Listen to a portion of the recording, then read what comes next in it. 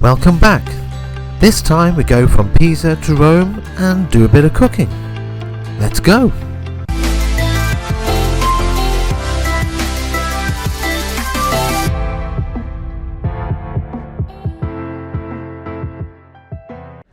And we're on our way to walking towards the Leaning Tower. Can't see it yet, we've got about another 15-minute walk from our bus. The bus drops you off about a 15-20 minute walk away, which is okay. Gives you a chance to look down boulevards like this, really, just walking areas. I think we'll grab a coffee on the way.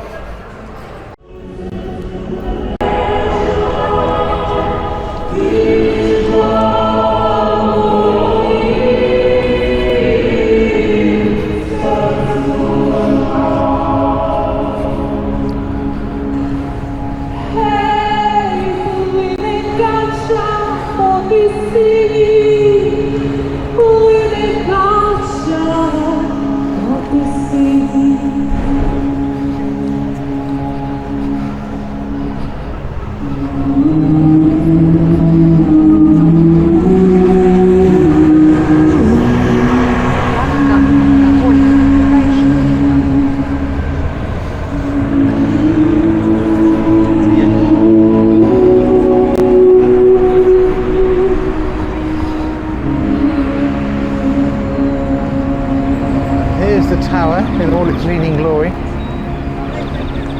and the cathedral next door.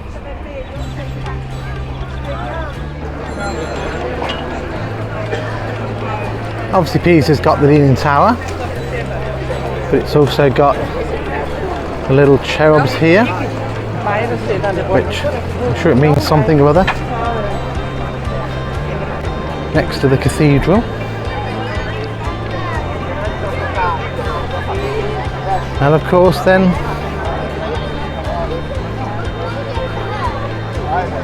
whatever the hell that is. The cathedral is a mixture of Lombard, Arab and Byzantine styles. It's a real mix that shows us just how much of an international powerhouse this place used to be. Pisa was a Roman naval base, and the first building to be built here was the cathedral. Following that, the baptistry, and finally the tower. We tried to go inside the cathedral, but Pookie wasn't allowed in because she was wearing a dress, so we decided to have a drink, watch the maddening crowd pass us by, and then make our way back to the boat. The tower began to lean during construction in the 12th century due to soft ground, and reached up to 5.5 degrees. However, more recently, this was straightened back up again to about 4 degrees, which it now stays at. Well, there's Pisa. So cheerio Pisa, as you can see, or as you might be able to see, it's quite lumpy today.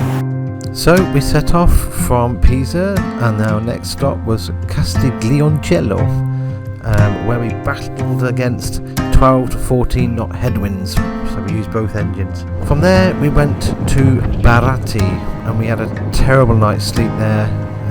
Because the wind hit 35 miles an hour, and we somehow managed to do 9.2 knots into a headwind. We did put the reef in, which was a very good idea, and from Baratti we went on to the Isle of Elba, went into Marciana Marina.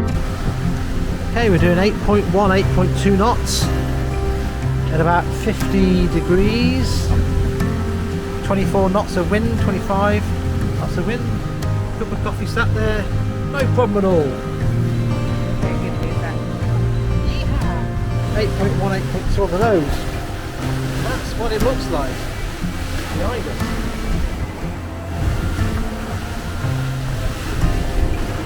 There she blows. 8.4, 8.5, 8.5 knots. Racking along. Drinking your cup of coffee. So this is what our boat looks like at 8.5 maximum at the minute. Speed. It's quite calm. Nothing's flying around. Oh, hang on. That's rolling, look. Blimey. That's terrible. But the potted plants aren't going anywhere. The pen's not even rolling. And yeah. blowing a hoolie out there. Got water coming over the boat. We're doing 8.5 knots in 25 knots of wind.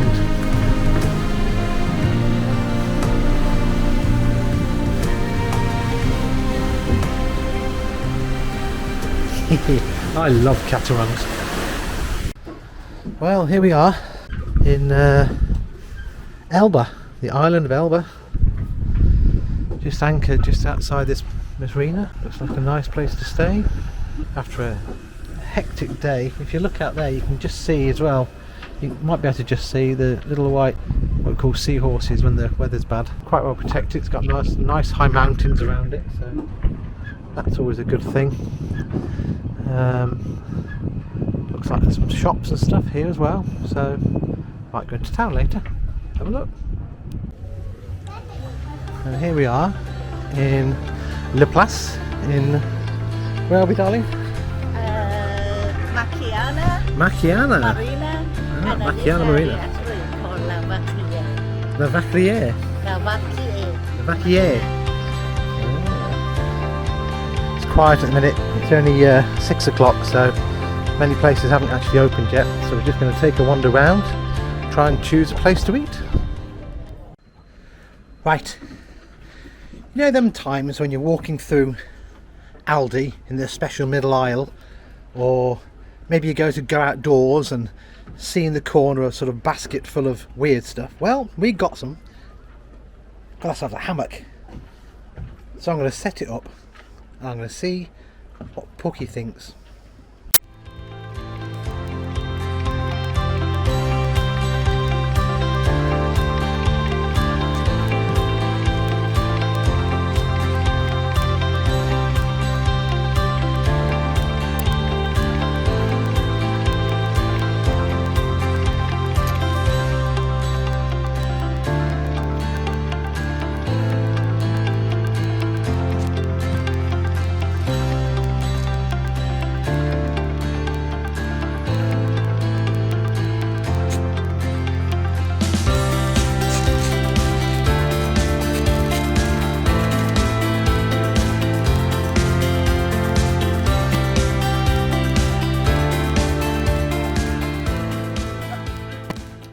Swing a lot.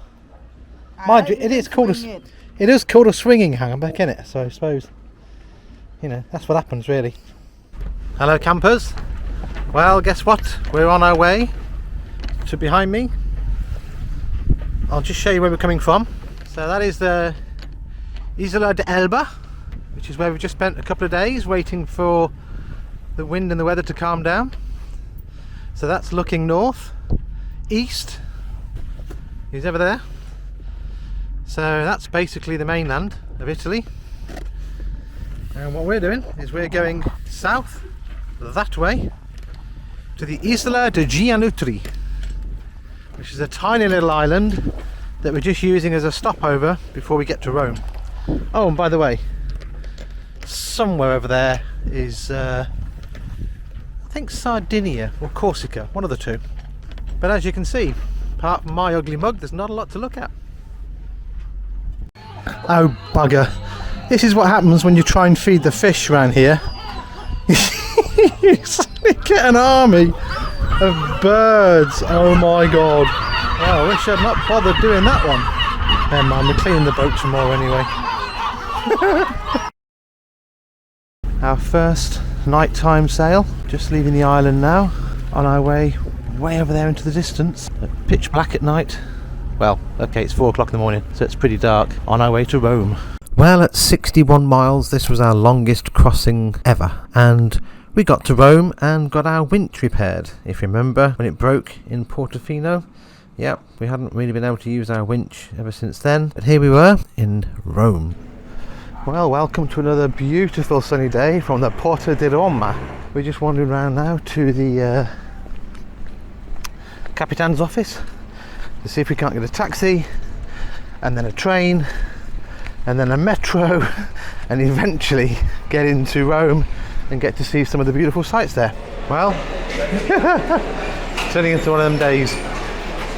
It's I don't know if you can see behind me, but basically the taxi kind of ripped us off because it was supposed to be about 10 euros and ended up being 17 or 18 euros. And now this. Bought some tickets for the train and the train stopped. So no rush, but actually I've got no idea from a technical problem when the trains are actually going to be running. Service suspended. Yeah. So we're not having much luck with Rome, to be honest. Okay, so trains aren't working. Everyone's starting to come out, and this is the next best thing: is a bus to another place, and then that other place to Rome. So all the people are coming back out the train station because the trains aren't running.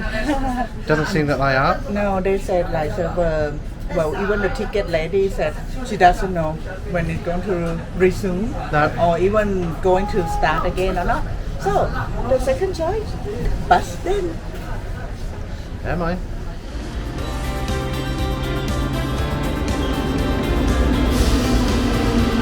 Guess what? Another bus. But now at least we're in Rome. With all the hubbub that goes on here.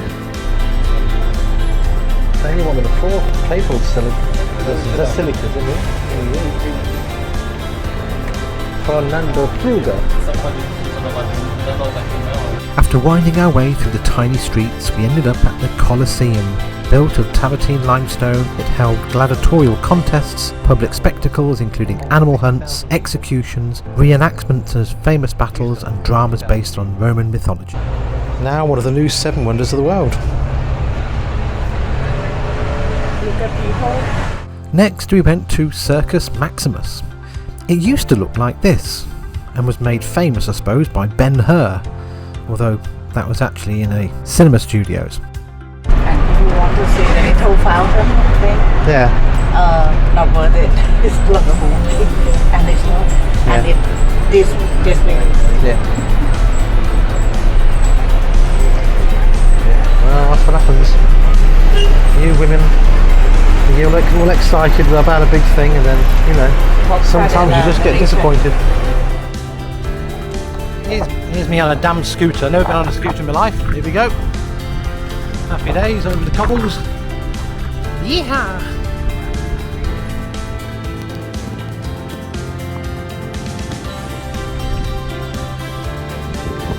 To be fair, I only kept this clip in for the Ferrari.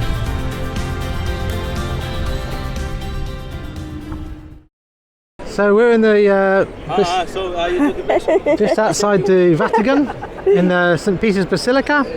It's the smallest state in the world, only 44 hectares. Right. So it's quite good. Yes. Let's have a look around. Amazing. Huge.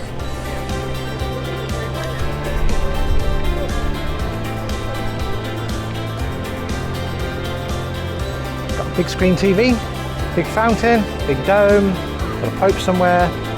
The Pope living there. Probably up there somewhere. God knows. Looks very nice, very crowded. But The not, queue is not like as crowded going to as take Sunday. 2 hours to get in. Yeah, 2 hours to get in. We're not going to go in today. We're quite alright.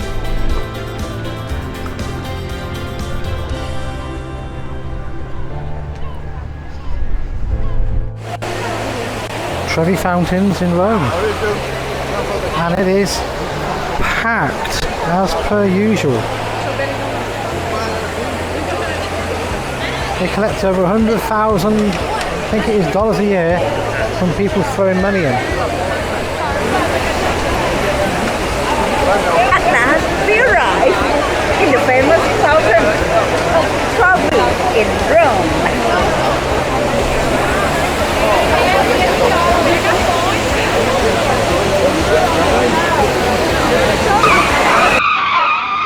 Okay, enough of the tourist attractions.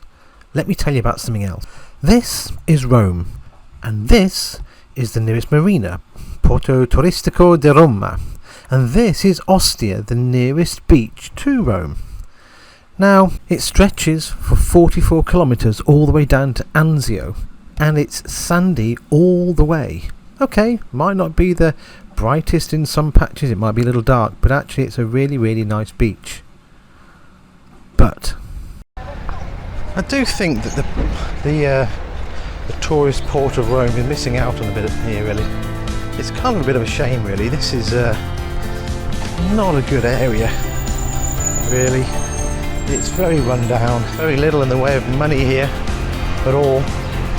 And to think this is actually the nearest place to Rome for tourists to come. If you were coming on holiday to Rome and you thought, well, while I'm in Rome I'd love to go by the seaside and whatever, if you went to the nearest point of sort of sea, you'd end up basically at the Porto di Roma, the Torito, but you'd end up here, and it's really not a great place, you know. It's it really is kind of run down and depressed. The buildings are in a bad state of repair. It's obviously social housing, but it's not even good social housing. And like I said, it's a real shame, because do you know what? That beach is beautiful. That beach just over yonder, very nice indeed. You know, it's nice and shallow, it's nice and clean, it's nice and green and lovely. It looks lovely to swim in. Do you know what? It's a bit depressing that the world's full of people who have got some very alternative motives other than the ones that most of us have got, which is basically just to live a life of, as best as we can, health and happiness. It's quite a shame, really. But hey, this is Italy. This is Rome. This is how it is. Right, that's my little rant over, and it's goodbye for another time. Hope to see you soon. Please like, please subscribe, and please follow. It all helps those little algorithms that actually gets this thing watched by 3 people. Take care. Bye bye.